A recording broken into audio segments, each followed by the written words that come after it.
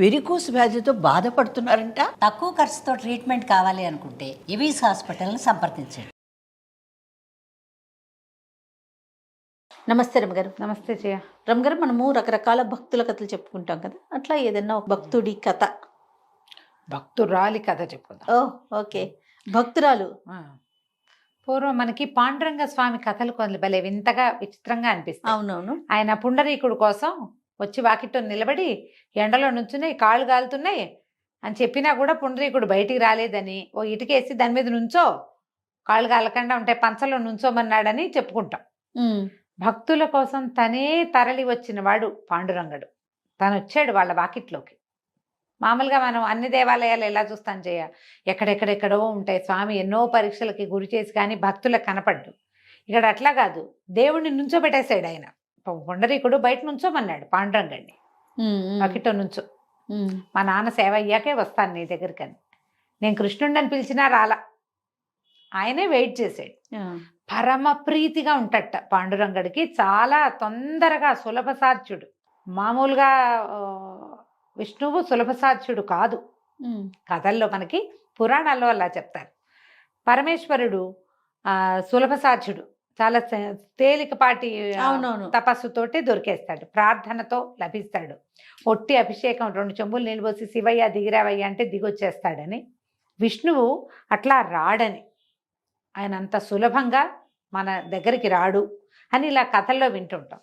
కానీ పాండురంగ అవతారంలో మాత్రము పరమ సులభ సాధ్యుడుగా ఉంటాడు. పిలిస్తే పలికేసి వాళ్ళ వెనకాల వాళ్ళ ఇంటికి వెళ్ళిపోయి అలా అట్లా చేస్తాడట. అట్లా ఉంటాడు ఆయన. పైగా ఈ విఠల నామధేయం చెప్తారు కదా, విఠల అంటారు. విఠల అంటే హార్ట్ పంపింగ్ అది పెరుగుతుందట. ఆ నామంలోనే అలా ఉంది, రక్తం పరుగులెత్తిస్తాడని. వాళ్ళు ఈ మరాఠీలు వాళ్ళు చెప్తారు. కొన్ని వీడియోలు వింటే విచిత్రంగా ఉంటుంది. మన దగ్గర ఏవేవో నామాలు ఉన్నాయి. ఈ విఠల నామధేయం కనుక ఎవరన్నా సరే విఠల విఠల విఠల విఠల అని 100 సార్లు అంటే కనుక బ్లడ్ సర్క్యులేషన్లో చేంజ్ మనకి బీపీ మీటర్లో కనపడిపోతుందట. అవును, అంత బాగా పనిచేస్తుంది. ఆయన అంత ప్రభావవంతంగా భక్తుల జీవితాల్లో మార్పు తెస్తాడని చెప్తారు. ఆయనకు సంబంధించిన ఒక కథ చెప్పుకుందాం. ఈయనట ఒకప్పుడు దేవాలయంలో ఉండి, విఠల స్వరూపంలో ఉండి, తను మొదట ఇదివరకు తీసుకున్నటువంటి కృష్ణావతారం జ్ఞాపకం వచ్చి ఆయనకి ఫ్లూట్ వాయిద్దాం అనిపించిందట. ఒక పిల్లను గ్రోవి తెచ్చుకుని దేవాలయంలో నుంచి పిల్లను గ్రోవి ఊదటం మొదలుపెట్టాడు. ఆ పిల్లను గ్రోవి శబ్దం బయట ఉన్న పశుపక్ష్యాదులన్నీ వింటున్నాయట. కొన్ని ఆవులు ఆ దేవాలయ ప్రాంగణంలో మేస్తున్నాయి. ఇది పూర్తిగా కవర్ చేయబడిన దేవాలయం కాదు, మండపం. ఆ మండపంలో ఉన్నాడు ఆయన ఈ విఠల స్వరూపంతో. అయితే ఈ ఫ్లూట్ ఊతుంటే ఆవులన్నీ చెవులు దోరగిలు పెట్టి చెవులు రిక్కించి వింటున్నాయి. ఆ వింటున్న ఆవుల్లో ఒకటి లేతగా మొన్న మధ్య కన్నా డెలివరీ అయిన ఆవు ఉంది. ఆ ఆనందంతో మామూలుగా ఏంటి సకింగ్ రిఫ్లెక్షన్స్ అంటాం, పాలు చేపుకి ఎట్లా వస్తాయి, ఆవుకి దూడ తగిలేసరికల్లా వచ్చేస్తాయి. లేదా వాటి దానికి సంతోషం, ఒళ్ళు గగురు పడిస్తే పాలు చేపుకొస్తాయి. మనుషులకైనా అంతే సంతోషము. ఆహార స్వీకారం చేసిన ఫుడ్ ఫుల్గా తిన్నా, మంచినీళ్ళు కడుపు నిండా తాగిన, దూడలు వచ్చి పొదుగును పట్టుకున్నా పాలు చేపుకొస్తాయి. దాని అలౌకికమైన ఆ ఆనందంలో దాని పాలు చేపుకొచ్చి పాలు ధార కారిపోతున్నాయట బయటికి. పాలధారలు బయటకు వచ్చేసి గాలికి ఆ పాలధారల్లోంచి కొంత నురుగెళ్ళి పాండురంగడి మీద పడిద్దట, ఆ విగ్రహం మీద. పాల నురుగు పడేసరికల్లా ఆయన ఎంత సంతోషించాడోట. తన మొహం మీద పడిన ఆ నురుగుకి సంతోషించి ఆవుని తన భక్తుల్లో ఒకటిగా చేర్చుకున్నాడు. అట్లాంటి వాడు పాండురంగడు. బా, వినడానికి ఎంత ఆనందంగా అనిపిస్తుందో. ఆ ఆవు ఒక భక్తురాలుగా ఉంది. అయితే ఆ సమయంలో రకరకాలు జరిగినాయి సంఘటనలు. ఈ ఆవు భక్తురాలుగా ఉన్న తర్వాత ఒక బ్రాహ్మణ ఆయన అంత పాయసం వండి మరి కొద్దిగా ఏదో తేనె అవి వేసి నివేదన చేసి కొద్ది తెచ్చి పాండురంగడి ముందు పెట్టి వెళ్ళాడు. కాకి, అబ్బా పాండురంగడి దగ్గర ఏదో పెట్టారు, కొన్ని మెతుకులైన పక్కన ఉంటాయి, తిందామని పరిగెత్తుకుంటూ వచ్చింది. దాని రెక్కల వేగానికి చుట్టూతా ఉన్న దుమ్మంతా ఎగిరిపోయింది. పాండురంగడు అన్నట్ట, ఇది చక్కగా చుట్టూతా బోళ్ళంత దుమ్ముందని ఆ దుమ్మంతా పోగొట్టింది కాకి, నా వాకిలి శుభ్రం చేసింది, అందుకని ఈ కాకిని నా భక్తుల్లో చేర్చుకుంటున్నాను. కాకి కూడా మోక్షం ఇద్దామనుకున్నట్టు ఆయన మోక్షం ఇవ్వాలంటే ముందు ఒక దారి ఏర్పరచాలి. కాకి భక్తుల్లో చేరింది ఆవుతో పాటు. తర్వాత పక్కనే ఉన్న నదికి హంసలు వచ్చినాయట కొన్ని. ఒక హంస తన రెక్కలు అల్లారుస్తూ వచ్చి పాండురంగడి సన్నిధిలో దండం పెట్టుకోవడానికి వచ్చిందట. ఆ రెక్కల మీద నుంచి వచ్చిన నీరు చక్క కళ్ళాపి చల్లినట్టుగా శుభ్రంగా పడిందట వాకిలంతా. హంసను కూడా చేర్చుకున్నాడు. హంస చేరింది. తర్వాత ఒక చిలకట ఎవరింట్లోనో పెంపుడు చిలకగా ఉంది. పెంపుడు చిలక వాళ్ళ ఇంటి వాళ్ళ అమ్మాయి ఒక ముత్యాల హారం వేసుకుంటుందట. ఆ చిలక ఇంట్లో అంతా తిరుగుతుంది, పంజరంలోనూ ఉంటుంది. ఒకనాడు ఏం చేసిందట, ఆ అమ్మాయి వేసుకునే ముత్యాల హారాన్ని ముక్కుతో పట్టుకొచ్చి ఈయన సన్నిధిలో వాలిందట. అప్పుడే కాకి శుభ్రం చేసింది, హంస నీళ్లు జల్లింది. ఆ నీళ్లు జల్లిన చోట నిలబడిన ఈ చిలక ఏం చేసిందంటే దానికి ఏం తోచిందో ఆ దండని కాలుతో పట్టి టక్కు టక్కు టక్కు పొడిచి ఆ దండని తెంపేసింది. ముత్యాల దండ తెగిపోయేసరికల్లా ముత్యాలన్నీ విసిరినట్టుగా పడ్డాయిట. అవి ఎట్టబడ్డాయి, వాకిట్లో ముగ్గేసినట్టు పడ్డాయి. చిలక ముగ్గులు పెట్టిందిగా, చిలకను కూడా భక్తుల్లో చేర్చుకున్నాడట పాండురంగడు. తర్వాత ఏమైంది, ఒక ఎలిక పరిగెత్తుకుంటూ అటువైపు వచ్చింది. ఆ ఎలికని ఒక పాము వెంబడించిందట. వెంబడిస్తే ఆ ఎలిక ఏం చేసింది, అటు పరిగెత్తి ఇటు పరిగెత్తి పాండురంగడి మందిరంలోకి ప్రవేశించింది. ఈ పాము కూడా లోపలికి చరచరా పరిగెత్తుకొచ్చేసింది. లోపలికి వచ్చాక దానికి తెలిసింది అది పాండురంగ సన్నిధి అని. దానికి ఎంతో ప్రీతి భగవంతుడు అంటే. అదేం చేసిందట, ఎలుకని మర్చిపోయి లేచి ఇట్లా ఉవ్వెత్తున నిలబడి నమస్కారం చేసింది. ఆ సర్పానికి ముఖం మీద ఒక మణి ఉందట. ఆ కొంచెం కనుచీకటిగా ఉన్న పాండురంగ మందిరంలో ఎప్పుడైతే సర్పం ఇట్లా ఇలా లేచిందో తళుక్కుమందట. అది ఆ మణి దీపం పెట్టినట్టుగా కనపడుతోంది దూరం నుంచి. తన దగ్గర దీపం పెట్టిన లాంటి సేవ చేసినందుకు సర్పాన్ని కూడా తన భక్తుల్లో చేర్చుకున్నాడు పాండురంగడు. బాగుంది. పాము పోయింది. తర్వాత ఏమైందట, వీళ్ళు పువ్వులు గివ్వులు తెచ్చిపెట్టేవాళ్ళు. ఒక తుమ్మిదల గుంపు వచ్చింది. మన ఏమంటారు, తేనెటీగల గుంపు. మామూలుగా తేనెటీగలు ఎక్కడైనా పట్టు పెడితే చుట్టుపక్కల ఎక్కడెక్కడ ఏ పువ్వు ఉన్నా సరే అవి పిచ్చి పువ్వు మంచి పువ్వు వాటికి ఏముండదు, అన్నిటి మీద పడి తిరుగుతూ ఉంటాయి. ఈ ఆలయ సన్నిధిలో కొన్ని పువ్వులు కనపడితే ఆ పువ్వులో ఏదైనా తేనుందేమోనని ఆ తేనెటీగ ఒకటి లోపలికి వచ్చింది. లోపలికి వస్తే స్వామివారికి పాదతీర్థం, పాదాలు కడిగిన నీళ్లు చోట పెడితే కొన్ని నీళ్ళు ఆ పువ్వుల మీద పడ్డాయి. ఇది తేనెతో పాటు ఆ పాదతీర్థాన్ని కూడా సేవించింది. ఆ తేనెటీగ తన పాదతీర్థం సేవించినందుకు తేనెటీగను కూడా భక్తుల్లో చేర్చుకున్నాడట. ఇలా పశుపక్ష్యాదులు ప్రతి వాటిని తన భక్తుల్లో చేర్చుకుంటాడు పాండురంగడు. అయితే మొట్టమొదటి చేర్చుకున్నాడు కదా ఆవుని. ఆ ఆవు మరణానంతరం ఒక బ్రాహ్మణ కులంలో ఒక బ్రాహ్మణ ఇంట్లో ఆడపిల్లగా పుట్టిందట. స్వామివారి భక్తికి ప్రతీకగా అక్కడ పుట్టింది. అదే అంటే ఆమెకు లభించిన ప్రతిఫలం అన్నమాట. జంతువుగా కాకుండా ఆ చక్కటి మానవ జన్మ, తర్వాత పూజా పునస్కారం చేసుకోగలిగే వాళ్ళ ఇంట్లో. ఆ పిల్ల పేరు సుశీల అని పెట్టారు. ఈ సుశీల భలే బుద్ధిమంతురాలు, చక్కగా ఉండేది. తండ్రి ఎంతో మంచివాడు. అయితే ఈ అమ్మాయికి ఒక సారంగుడని ఒక ఆయనతో వివాహమైంది. ఈయన పరమ క్రూరుడు, అతి పిసినారి. తను తినేవాడు కాదు, పెళ్ళాన్ని తినిచ్చేవాడు కాదు, పూజ కూడా సరిగ్గా చేసుకొని ఇచ్చేవాడు కాదు, ఎవరికి ఏమీ పెట్టనిచ్చేవాడు కాదు, వాళ్ళ ఇంటికి చుట్టాలే వచ్చేవాళ్ళు కాదు. ఎవరైనా వస్తే మాకు మైలొచ్చింది పురుడు వచ్చిందని చెప్పేసేవాడు. ఓ గుప్పెడు అన్నం పెట్టనిచ్చేవాడు కాదు. ఈ అమ్మాయికి సుశీలకి దానం చేసుకోవాలని కోరిక. ఎవరైనా ఇంటికి వస్తే ఏదైనా వాటి పెట్టాలి, ఏదో తినిపించాలి వాళ్ళకి. మంచినీళ్ళు తప్పిస్తే మరొకటి ఏమైనా ఇచ్చేవాడు కాదు. మజ్జిగ లేదు ప్రసక్తి, మంచినీళ్ళు అంతే. ఎప్పుడూ అలాగే ఉండేది. ఎవరు వచ్చినా ఇంతే. ఏ దేవాలయానికో పాల ఇద్దామంటే ఒప్పుకునేవాడు కాదు, ఓ కొబ్బరికాయ కొడదామంటే ఒప్పుకునేవాడు కాదు.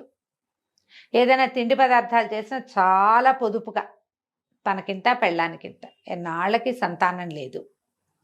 ఈ పీనాస్థానంతో పిల్లలు కలగలేదని చెప్పుకునేవాళ్ళు. అయితే ఏమైందట, ఒకనాడు ఈయన ఏదో ఊరు వెళ్ళాల్సి వచ్చింది. భార్యతోటి ముందు రోజు ప్రయాణానికి వీలుగా కొంచెం మినపసున్ని, మురుకులు, కచ్చగొడీలు, చెక్కిలాలు ఏవో చేయించుకున్నాడు. ప్రయాణానికి మూట కట్టుకుని వచ్చాక తింటాను, నువ్వు ఇవన్నీ తింటే నీకు జబ్బు చేస్తున్నాను, అవన్నీ మూట కట్టి అటక మీద పెట్టుకున్నాడు. భార్యని ఇంట్లో ఉండమన్నాడు. నేను ఊరు వెళ్ళిపోతానని చెప్పి తను సర్ది పెట్టుకున్న సామాన్లు పుచ్చుకొని ఊరిపోయాడు. ఈవిడ వంట చేసుకుంటోంది. 3 రోజులుగా 2 రోజులుగానే వండింది. ఏం పెద్ద భర్త కూడా లేడు. రోజు ఆయనకి పెట్టి తింటాం అలవాటు. ఒక్కతే కంచం పెట్టుకుని తినబుద్ధి లేదు. ఓ ముద్ద అంత తిని ఏముంది లేని దాన్ని తీసేసి దానికి ఒక కుండ పెట్టుకుంటారు కదా తర్వాణిది, అందులో పడేస్తుంది. ఆ కుండ సగానికి ఉంది ముప్పాతిక్కో. సరే ఏమైంది, విష్ణుమూర్తి రోజు దండం పెట్టుకునేది. ఒక్క ముద్ద అన్నం పెట్టించు ఎవరికైనా నా చేత. ఇంత పాపిష్టి పుట్టకు పుట్టానేమిటి నేను? మా నాన్న ఇంట్లో ఉండగా చెయ్యి విడవకుండా చేసుకునేదాన్ని కదా సమారాధనలు. ఇక్కడికి వచ్చాక ఈ పెళ్ళయింది, ఇక అప్పటి నుంచి ఇదే నా బతుకుగా ఉంది. ఎవరికీ ఓ గుప్పడి అన్నం పెట్టనివ్వడే. భర్త నింద చేయకూడదు. అతను పెట్టనివ్వడని అనకుండా నాకు పెట్టుకునే అవకాశం ఇవ్వో ఇవ్వో ఇవ్వో అని రోజు దండం పెట్టేది. నేనేం చేశాడట పాండురంగుడు, చిన్న ఒక పొట్టి వామనావతారంలో ఉన్న ఒక బ్రాహ్మణ అబ్బాయిగా వచ్చాడు వాకిట్లో. తలుపు కొట్టాడు. అమ్మ ఆకలిస్తుంది అన్నం పెడతావు అన్నాడు. అనగానే భయం వేసింది. భర్త ఒప్పుకోడుగా. కాకపోతే ఒక నిమిషం అయ్యాక తట్టింది. ఆయన ఊళ్ళో లేడు. నాయన అలాగే రా లోపలికి రా, నువ్వు అనగా ఎంత తింటావు, ఇంత పిల్లాడివి, 10 నిమిషాలుండు, ఇప్పుడే బియ్యం ఉడకేసి పెడతాను. బహుశా నేను ఆగలేను, చచ్చిపోతున్నాడు ఆకలితోటి. ఏది సిద్ధంగా ఉంటే అది పెట్టమంటాడు.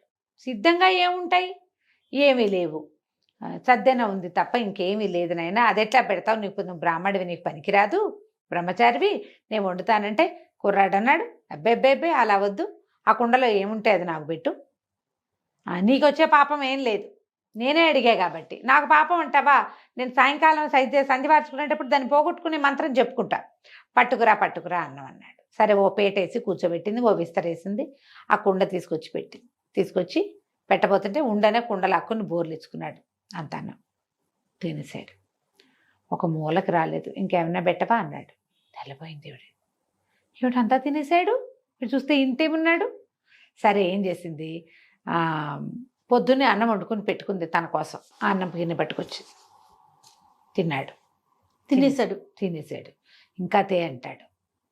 బాగా ఆలోచించింది. ఏమున్నాయి ఏమిటి ఇన్ని తినేస్తున్నాడు, ఇంకా ఆకలి తీరలేదంటాడు. పిల్లాడు చూస్తే ఇంతే ఉన్నాడు. సరే ఏం చేసింది, అటక మీదకి ఒక బల్ల వేసుకుని ఎక్కి, భర్త దాచిపెట్టుకున్నాడుగా, రేపొద్దున ఆ వస్తువులు లేకపోతే చితకొట్టేస్తాడు తన్ని. అవన్నీ ఎందుకు తిన్నామంటాడు, ఎవరికి పెట్టామంటాడు, ఎవరికి పెట్టాము ఏదో అంటాడు. అదే ఎటాగో దెబ్బలు పడతాయి. సరే కానీ అయితే అయింది. ఈ పిల్లాడు ఎవరు, వీడి ఆకలన్నా తీరుద్దామని అవి కూడా పెట్టి ఒక 6 డజన్ మినపసున్నుండలు, ఇన్ని చెక్కిలాలు, చేగొడులు, హాంఫట్టు మొత్తం తినేసాడు. ఇంకా నాకు ఆకలిస్తుంది. అర్థం కాలేదు, ఏమిటిది ఈ మాయ, ఇంత తింటారా ఎవరైనా? నేను 3 రోజులుగా తినకుండా అన్నం కుండలో పడేస్తే అదంతా తినేసాడు. ఈ పూట నాకు, నేను 40-30 ఏళ్ళ దాన్ని నేను వండుకున్నాను, 14 ఏళ్ళ పిల్లాడి తినేసాడు. 2 మినపసున్ను ఉండలు తింటే 2 గంటల ఆకలి వేయకూడదు లెక్క ప్రకారం. 6 డజన్ ఉండలు తినేసి, ఇన్ని చెక్కిలాలు, చేగోడీలు కూడా తినేసి ఇంకా తేతే అంటే నేను ఎక్కడి నుంచి తెద్దును? సరే ఏమనుకుంది, ఇది ఏదో భగవన్మాయ, ఏదో జరుగుతోంది. వంట ఇంట్లోకి వెళ్ళి పొయ్యి వెలుగుతుంటే అవి అగ్నిహోత్రుడి దగ్గర నిలబడింది. తండ్రి, ప్రతి స్త్రీకి నువ్వే తండ్రివి. అగ్నిహోత్రుడే ఆడవాళ్ళకి తండ్రి. వాడొక్కడు సరిగ్గా ఉంటే ఆడవాళ్ళ జీవితాలు బాగుంటాయి. నాయన నన్ను రక్షించు. ఎప్పుడూ అతిథి కోసం అంగలారుస్తూనే ఉన్నా. ప్రతిరోజు ఒక్క అతిథికి ఒక్క పట్టెడన్నం పెట్టుకునే అవకాశం ఇవ్వమని భగవంతుడిని ప్రార్థన చేస్తూనే ఉన్నా పరిపరి విధాల. ఈ వచ్చిన అతిథి ఎవడో 3 రోజుల ఆహారం తినేసి ఇంకా తేతే అంటున్నాడు. చాలు అని అతను అనేదాకా ఉండే ఆహారాన్ని ప్రసాదించి పెట్టంటే అగ్నిహోత్రుడు సంప్రీతుడే. ఇల్లంతా ఆహారమేట. ఇక ఎన్ని కూరలు, ఎన్ని పులుసులు, ఎన్ని పచ్చళ్ళు, వడ్డించినట్టే ఉంది, తిన్నవాడు తిన్నట్టుగానే ఉన్నాడు. మొత్తం తినేసేట అక్కడ ఇంట్లో ఉన్నవి. ఈవిడ మళ్ళీ ప్రార్థించాల్సిన సమయం వచ్చేదాకా. నాయన సంప్రీతుడు అయ్యావా, ఇంకేమైనా తెమ్మంటావా అంటే బ్రేవని తేంచేట కుర్రాడు. తేంచి సంప్రీతుడు అయ్యాను, నీ ప్రార్థన వల్లే, నువ్వు ఎన్నాళ్ళుగానో నువ్వు పెట్టుకోదలుచుకున్న ఆహారం అంతా ఇవాళ తినేసాడు మొత్తం అని చెప్పి నిజ రూపంతో పాండురంగడుగా అమ్మాయికి దర్శనమిచ్చాడు. అడవలవల ఏడ్చింది, నా కోసం ఇంత శ్రమపడ్డావా తండ్రి, పొట్ట ఎంత నొచ్చానో, ఇన్ని పదార్థాలు తిన్నావు, ఇన్ని తింటే జబ్బు చేయదు అని చెప్పి నా కోరిక తీర్చడం కోసం నాకు ఇంత చేసావు, నాకు మోక్షం ప్రసాదించమని పాదాలు పట్టుకున్నాను. ఆయన అన్నట్టు, అప్పుడే నీకేం మోక్షం, నీకు ఇప్పుడు మోక్షం లేదు, మనవల్ని ఎత్తి, మునిమన్నవల్ని ఎత్తి అప్పుడు మోక్షం వస్తుంది, అప్పటిదాకా జీవించాలి నువ్వు అన్నాడు. అనేసరికి, అయ్యా నాకు సంతానమే లేదు, నాకు మనవలు మునిమనవలు ఎలా వస్తారు నాయన అంటే, నీ సంతానం లేకపోవటం ఏమిటి, నీతో పాటు 5గురు ఉన్నారు, వాళ్ళు 5గురు నీకు కొడుకులుగా పుడతారు, నువ్వు మనవల్ని ఎత్తుతావు, మునిమన్నవల్ని ఎత్తుతావు, ఈ సంసారం గంపెడయ్యేదాకా చూసి ఆ అప్పుడు- తర్వాత నీకు మోక్షం వస్తుంది అని చెప్పాడు. ఈ ఆవుతో పాటుగా పాండురంగడి సేవకి పాత్రత కలిగినటువంటి కాకి, హంస, పాము, తర్వాత ఎలుక? ఎలుక లేదు, పాము, తేనెటీగ, చిలుక. ఎలుక పారిపోయింది, పామే కదా పామే కదా, సేవించింది. అవునవును. అదే కాకి, హంస, చిలుక, పాము, తేనెటీగ 5గురు ఈవిడికి కొడుకులుగా పుట్టారు. ఓహో 5గురు కుమారులను కానీ తర్వాత ఎంతకాలమో పిల్లలతోటి సంతోషంగా ఉండి కుమారులకి వివాహాలు అయ్యి వాళ్ళకి పిల్లలు పుట్టి ఆ పిల్లలకు కూడా పిల్లలు పుట్టాక ప్రశాంతంగా విష్ణునామ స్మరణ చేసుకుంటూ ఈ సుశీల అన్న ఆవిడకి కైవల్యం లభించింది. అయితే ఈవిడ భర్త దుర్మార్గుడు, కటికవాడు. భగవంతుడు అతని మనస్సు మార్చేశాడట. అతని బుద్ధిని భగవంతుడు మార్చేశాడు. పిల్లికి బిచ్చం పెట్టని అతను ఇంటికి వచ్చాక దాన ధర్మాలు చేశాడు, దేవాలయాలు కట్టించాడు, ఎన్నో చోట్ల సత్సంగాలు ఏర్పాటు చేశాడు. తర్వాత పండరిపుర యాత్రలు అరేంజ్ చేసేవాడు. జనం అంతా వెళ్తుంటే వాళ్ళకి ఏర్పాట్లు చేసేవాడు. అలా ఎన్నో దైవ కార్యాలు చేస్తూ భార్యాభర్త ఇద్దరు సంతానాన్ని కానీ వాళ్ళ మనవల్ని ముని మనవలు అయ్యేదాకా జీవించి ఉండి ఈవిడ ముందు ఈవిడ తర్వాత భర్త ఇద్దరు కైవల్యాన్ని పొందారు. కథ కంచికి మనం ఇంటికి. ఎంత బాగుందో రమ్మగారు. నమస్తే అండి. నమస్తే చే